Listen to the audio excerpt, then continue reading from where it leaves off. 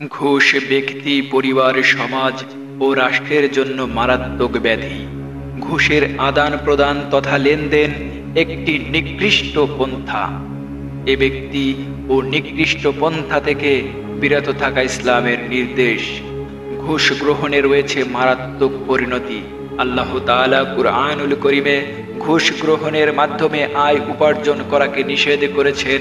আল্লাহ তাআলা বলেন, তোমরা নিজেদের মধ্যে একে অন্যের সম্পদ অন্যায়ভাবে গ্রাস করো না এবং মানুষের ধন সম্পত্তির কিছু অংশ জেনে বুঝে অন্যায়ভাবে গ্রাস করার উদ্দেশ্য বিচারককে উৎকোচ দিও না। সূরা বাকারা আয়াত নম্বর 188। ঘুষ দেওয়া নেওয়ার কারণে সমাজে মারাত্মক ঝুঁকিপূর্ণ ও ধ্বংসাত্মক রোগে আক্রান্ত হয়। কেননা সমাজে ঘুষের প্রচলন মানুষের নীতি নৈতিকতা নষ্ট করে দেয়। ঘুষের মাধ্যমে অবৈধ ও অনৈতিক সব কাজ ঘুষের মাধ্যমে চরম সুযোগ সৃষ্টিতে কাজ করে। ফলে মানুষের বিশ্বাস উঠে যায় এবং তা মানুষের বাড়াবাড়ির কারণ হয়ে দাঁড়ায়। ঘুষ দেওয়া নেওয়ায় রয়েছে অনেক ক্ষতি।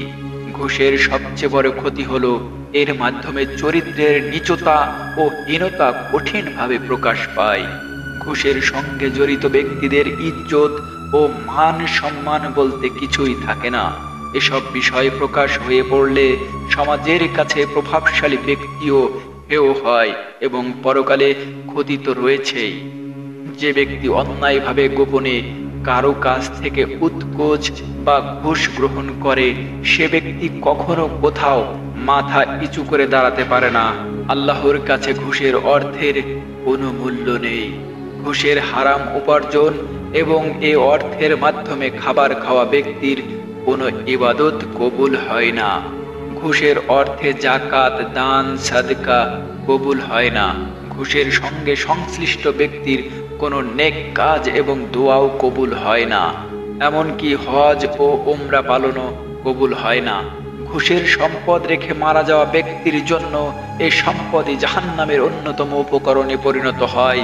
আল্লাহ তাআলা বলেন, তাদের অনেকেই তুমি দেখবে পাপে, সীমা লঙ্ঘনে ও অবৈধ ভক্ষণে তৎপর। তারা যা করে নিশ্চয়ই তা নিকৃষ্ট। সূরা মায়েদা আয়াত নাম্বার 62। তাফসিরে ইবনে কাসিরের বর্ণনায় এসেছে, ঘুষের সঙ্গে জড়িত ব্যক্তি জালেম এবং আল্লাহর কাছে সে অপরাধী হিসেবে বিবেচিত হবে। ঘুষের প্রতি নিন্দা এবং তা আদান প্রদানকারীর উপর রাসূলুল্লাহ সাল্লাল্লাহু আলাইহি ওয়াসাল্লামের অভিসম্পাদ করেছেন। হাদিসে এসেছে, হযরত আব্দুল্লাহ ইবনে আমর রাদিয়াল্লাহু তাআলা আনহু বর্ণনা করেন, রাসূলুল্লাহ সাল্লাল্লাহু আলাইহি ওয়াসাল্লাম ঘুষদাতা এবং গ্রহীতার উপর অভিসম্পাদ করেছেন। মুসনাদে আহমদ। হযরত আব্দুল্লাহ ইবনে আমর রাদিয়াল্লাহু তাআলা আনহু আরো বর্ণনা করেছেন, রাসূলুল্লাহ সাল্লাল্লাহু আলাইহি ওয়াসাল্লাম ইরশাদ করেছেন, ঘুষ আদান প্রদানকারী উভয়ে জাহান্নামে যাবে। ঘুষ সমাজে এমন এক মারাত্মক কাজ যার ফলে সমাজে দুর্ভিক্ষ ছড়িয়ে পড়ে। হাদিসে বর্ণনা থেকেই তা সুস্পষ্ট।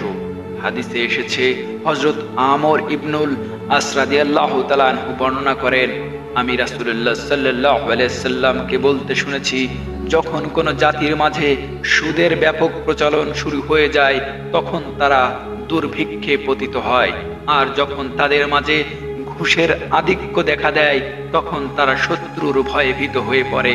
মুসনাদে আহমদ। ঘুষের কাজে সহযোগিতাকারী দালালরাও অভিশপ্ত। ইসলামের দৃষ্টিতে ঘুষ আদান প্রদানকারী যেভাবে অভিশপ্ত, ঠিক সেভাবে ঘুষ লেনদেনের দালালরাও অভিশপ্ত।